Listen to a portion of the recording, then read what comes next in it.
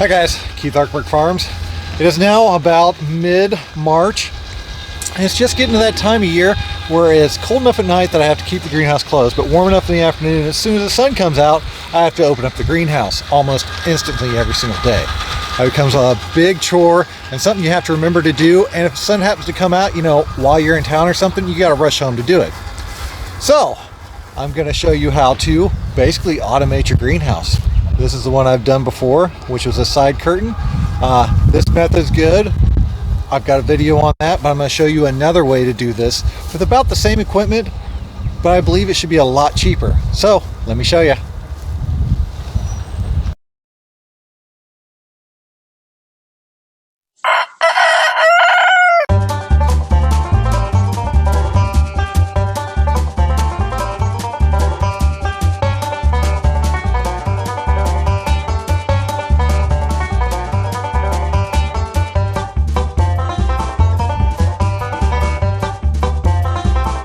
Here's a setup I built before. I got a video on this automated side curtain, I believe it's called. And then there's also another video, wiring option B, which is specifically for this little double L group, double pull, double throw thermostat. You actually have to wire it not backwards, but backwards in a sense, because it can freeze on you when it arcs over. So basically what the system is made of is one 24 volt transformer, so that can control the motor outside. This little double pull, double throw thermostat, which this has gotten to be the most expensive part. At the time of making this, I actually looked it up. This thing's almost 150 bucks now. I have found a way I believe it will be cheaper and easier. It's very similar to the way I built the automatic door for the chicken coop, but without using a solar timer. Instead, I'm going to be using a inkbird. So I believe I have this figured out. So we're going to go ahead and go start to build that. Again, automated side curtain to do this setup, and then automatic chicken door to do the other setup. And I'm going to make a hybrid of the two and hopefully be a lot cheaper on the value of this. Real quick, the reason why we have to go through such an effort with a double pull, double throw, which be reversing the polarity to get the motor to go in two different directions, is that all of this stuff is DC voltage. You wire it one way, it goes up, you switch the positive and negative, then it goes down. Same thing in or out. So you have to have something that actually switches both sides, not just contacts one or the other. And that's where you have to go into a little bit more effort to get these things automated, because this is great. It goes up and down when it gets hot. Behind me, that's just a door. It does not go up and down when it's hot. I have to come out here and manually do this. I've been doing this now all winter, and I'm tired of it. So let's go start building. We need an inkbird. It's a heating and cooling controller. The only reason I'm doing the double controller is because I can use these in other places on the farm when I'm not using this setup. Then I have a linear actuator. This is a 12-inch linear actuator. That should give me plenty of travel. I'm using a 12-volt power supply, and it's waterproof, so it's rated for outdoors. It's got a plug on one end, and then this is a side that actually powers what you're using. A cord, which will go from this magical device to here. So when this sends the signal over to this little magical device, which is a RIB 241D. This is a 120 volt switch that will reverse the polarity, so double pull, double throw, of whatever the low voltage feed coming into it. This is the key to this whole setup. Then I just need an outdoor rated box, half-inch hole, matches up with the half-inch thread on the bottom. A couple couplers, because whatever's going to be coming out of here, and then I need to get a cover, which I need to find. Also, just some regular electrical tools to do all this, the setup on it. So to start, I'm going to start wiring this thing together outside the box, and then we'll jam it back in the box after we know it works. So as I said before, the real magic of this whole setup is this controller. It's got a whole bunch of wires coming out of it. I'll put an image up here to show you how to actually wire this, but you can pretty much just go across the writing on here. So we've got our white striped wires. These are actually our inputs coming into it. So we've got a common wire, which is your yellow. This will be hooked up no matter what, yellow, white. And then we got a yellow black, which is 110 volt. And this is the one that receives a signal to tell it to turn on or off, open or shut. There's also a 24 volt lead that can do the same thing if you're only pushing in 24 volts of power. For this instance, since we're going through the Inkbird timer, we're going to be running a full 120 volts. So this would be our hot wire.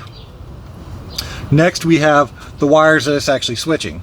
So it's got pole 1, which would be yellow, so that's my output, and then orange and a blue.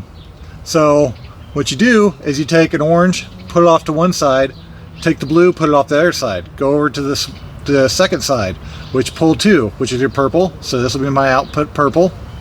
And then we've got a brown and a gray. So if you take the top one, which would be the NO, with the NC, which would be orange and gray, twist those together because those are going to be spliced together, and then our brown and our blue, we twist those together. Doesn't particularly matter if this is our 24 volt out, our input positive, or 24 volt input negative. That'll all be determined at the end by discovering which way it goes up, and at worst we'll have to either switch these or switch these ones, which is not a big deal either way. The only difference is this light on here will be on while it's open or on when it's closed, so it's not a big deal at all. So to start with, we have our Inkbird timer, our Inkbird thermostat. We have to go through and set it up. This one actually came in Celsius, so you got to go through the menus till you see a C alone, and if you switch it, it'll switch it over an F, which is your Fahrenheit. Then set your set point for your cooling high. There's a full manual on this. It's pretty easy to set up. When you're done, hold the set button. So now we are wanting to take a signal from here and say, hey, you, this little magic device here, either turn on and open or turn off and go closed.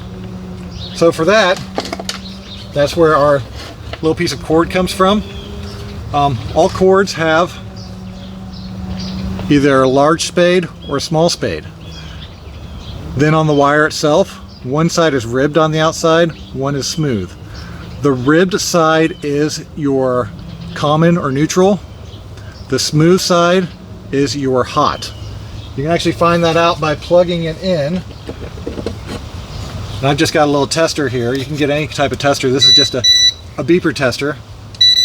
And it beeps on the smooth side. So the smooth side is our hot side. We want to keep track of that because that's what actually hooks into the black wires on our little controller. So we'll unplug that because that's hot and we don't want to play with hot wires. It's a good way to get yourself shocked. So we're going to take our smooth side and we're going to take that to our hot, which is our black. So our black with white stripe on our controller unit. And we're just gonna put those together and put a wire nut on them. We're just doing this now just to make sure everything works. Afterwards, we get to do all those connections and jam them in this little teeny tiny box. It's gonna be a lot funner. So then our other side, our rib side, goes to our yellow and white wire. Again, we're not going to use the blue and white because the blue and white's for a 24 volt signal.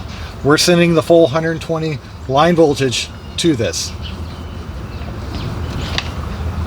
So now we have that done. This is our signal wire, remember? We're plugging it into our cooling side. So that actually activated our unit. The red light is now actually on. So it is now alive. That means there's a signal being pushed through here telling these to switch out at the appropriate time when it's receiving signal. So the next step is we need to get our voltage that's going to actually control our actuator, or you can, same thing, greenhouse motor. We need to control, or we need to get power to it. So that's where our LED power supply comes from. This is a 12 volt 60 watt. It's the lowest wattage I could find for the cheapest. I wasn't concerned about a super high level of wattage because we're just running one little actuator. If I was running 400 feet of greenhouse, I might be concerned to get a little better one, or running multiple of these, because I can run many actuators and side vents and everything else off of the same control unit. I just have to buy more actuators and motors. So again, this doesn't particularly matter. We're just going to take blue and brown, and then we're going to hook it to the blue of our power supply. Again, if this is backwards, the motor is just going to run in the wrong direction, or the actuator is going to open when it should be closed. And then we take our brown and gray, and then we're going to take it to the brown coming out of the unit. And again, we're going to put a wire nut on it.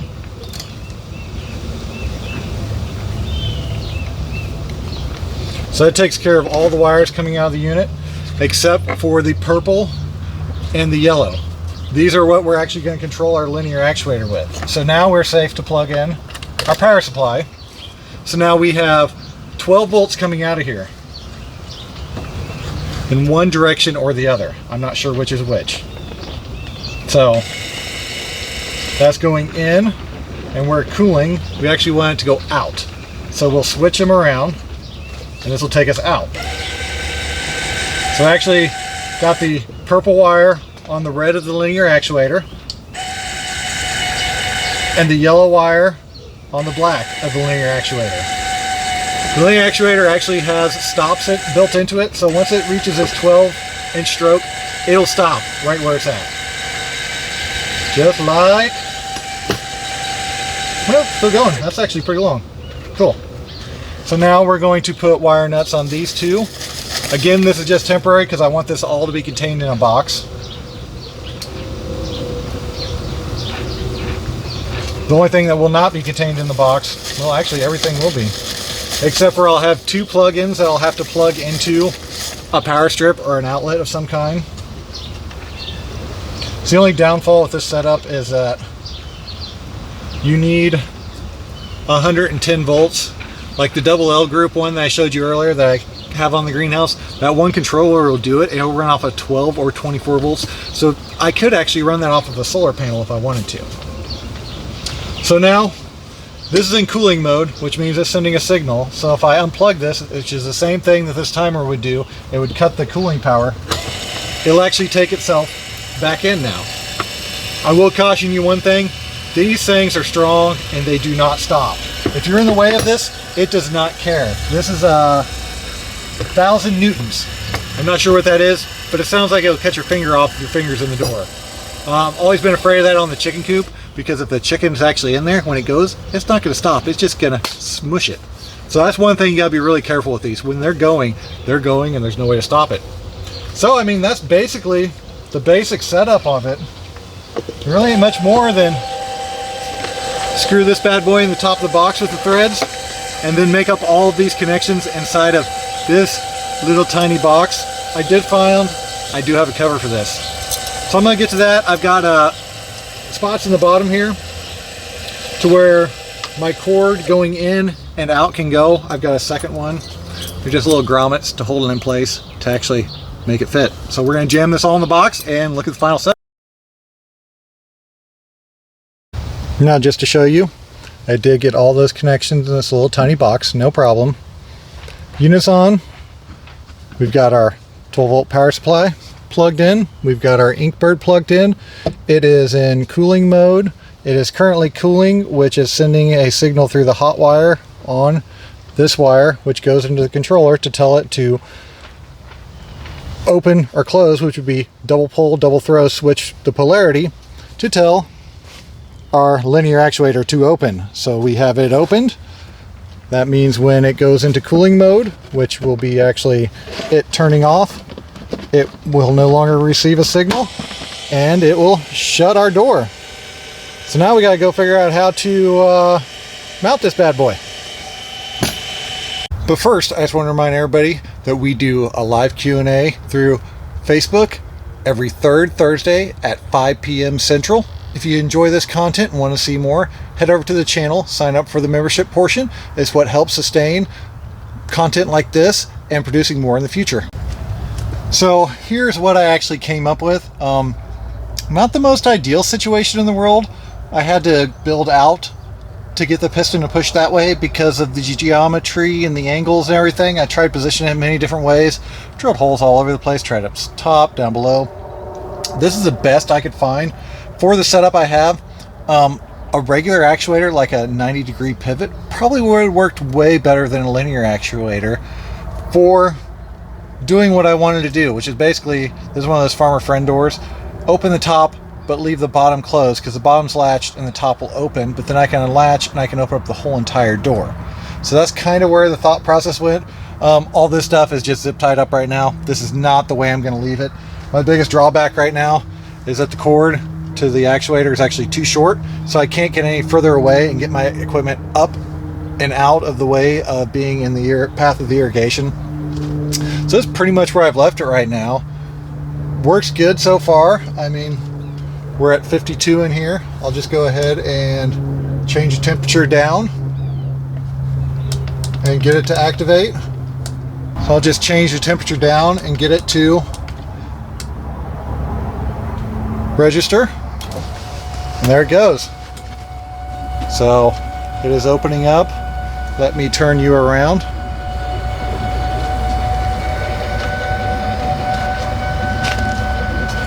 You can see the setup. So I actually brought a tube off and had to brace backwards, and then put some kickers off here on both sides to keep it stabilized so it wouldn't move back and forth. So hopefully this will be strong enough to actually withhold through the high winds we have here. Now, here we go, zoom out. And you can really see I'm not really open, but that's enough to work. And the great thing is that I can actually open up the door and bring this whole thing out and use the same method I was before, which was actually just using the 2x4 to prop open the door. But it can still have that bottom wing move and not disrupt the whole game plan if I want to get in there. I just have to make sure that this will not hit that, because if that does, it will break something along the way, because this, like I said, this actuator, when it goes, it does not stop. It does not care what is in its way. So I hope y'all like what we saw today. Thought it was useful. This works good. I'm probably going to change it out with a linear, or not linear, just a regular actuator. And I'll take that and I'll actually put it on the prop house to go on the greenhouse, the end wall, so I have that open automatically instead of those little wax cylinder things that always break. But all in all, I think it's a good build. The cost on this was, let's see, actuator, and then power supply, and then controller, and the little RIB thing. I think I've got about $120 in it. So that's cheaper than the one behind me, just for the double L group, double pull, double throw thermostat switch to begin with. But you could take this same setup we have over here and hook it to this greenhouse motor down here, and it would do the same exact thing. DC motor, one way up, reverse the polarity, other way down. Same exact concept. You can take this to any other opening or closing you want to. Like I said, I've also got one on a chicken door and a chicken coop as well. Same setup, except I have an astronomical timer, so it does time of day up and down. That's where I originally got this, but I think this is going to work great. So again, hope y'all like what you saw today. If you did, don't forget to like and subscribe. Thank y'all. Have a good day. So just an update from yesterday. The linear actuator operation that I have set up here is the only cost feasible way. The actual ones that move outwards are for doors to automatically open, and they are stupidly expensive. So this is about the only way I could really find to do this for now.